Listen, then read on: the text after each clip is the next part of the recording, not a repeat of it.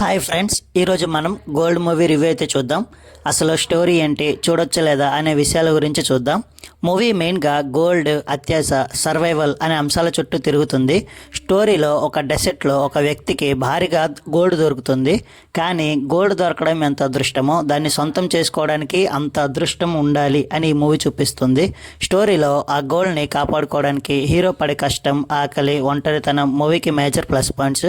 మెయిన్గా survival elements బాగా చూపించారు.